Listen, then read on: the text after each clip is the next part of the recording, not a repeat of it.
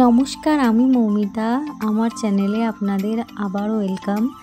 কেমন আছেন সবাই? আশা করি আপনারা খুব ভালো আছেন। এটা প্রেম মন্দিরের আরও একটি ভিডিও। প্রেম মন্দির দেখার আসল আনন্দই হচ্ছে নাইটের ভিউ। এই নাইটের ভিউ না দেখলে প্রেম মন্দির দেখা পুরো অসম্পূর্ণই থেকে যায়। এই নাইটের ভিউতে প্রেম মন্দিরটাকে জাস্ট অসাধারণ লাগছিল। দিনের তুলনায় সন্ধ্যার দিকে ভিড়টা অনেকটাই বেশি, কারণ একমাত্র এই প্রেম মন্দিরের লাইটিংয়ের জন্য, এই লাইটিং দেখার জন্যই অসংখ্য মানুষ এই প্রেম মন্দিরে ভিড় করে।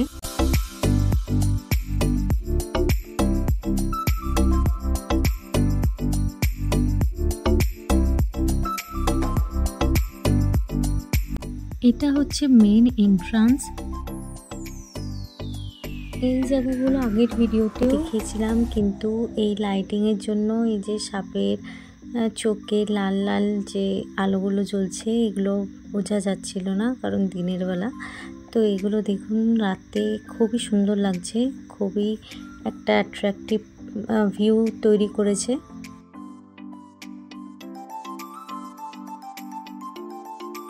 প্রেম মন্দিরে প্রত্যেকটা লাইটিংয়ের জন্য প্রেম মন্দিরটাকে পুরো রেনবোর মতো লাগছিল। এক একটা সময় এক একটা কালার, জাস্ট শুধু রেনবোর মতোই লাগছিল আমার। তো আপনারা বলবেন যে আপনাদের এই কালারগুলো কীরকম লেগেছে। দেখুন কি সুন্দরভাবে এক একটা সময়ে প্রত্যেকটা কালার চেঞ্জ হচ্ছে, কখন লাল, কখন বেগুনি, কখন অরেঞ্জ, এরকম কখন নীল।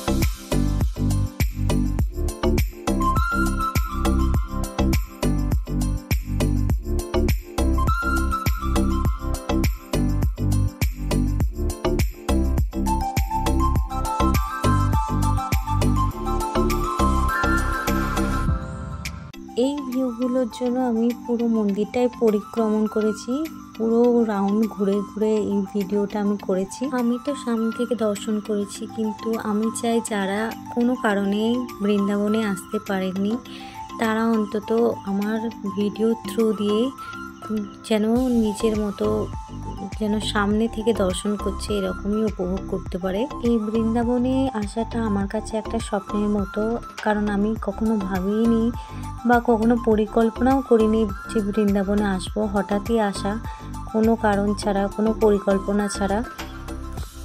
আমার কাছে ভগবানের আশীর্বাদ ছাড়া এটা কিছুই না, তাই হয়তো আমি এখানে উপস্থিত থাকতে পেরেছি বা যেতে পেরেছি।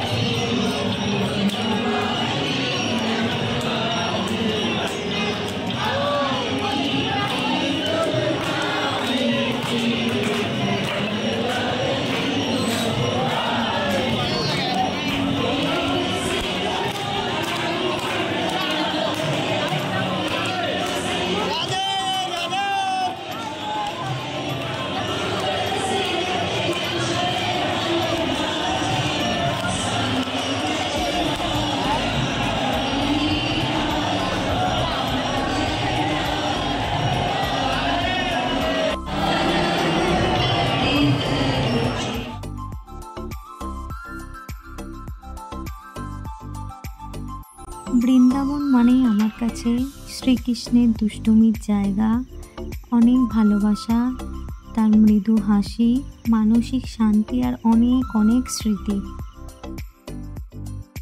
আজকের ভিডিওটা কেমন লাগলো আমাকে অবশ্যই কমেন্টে জানাবেন, আর ভালো লাগলে অবশ্যই লাইক, শেয়ার এবং সাবস্ক্রাইব করে দেবেন। দেখা হবে আরও একটি নতুন ভিডিওতে। আজকের মতো বাই।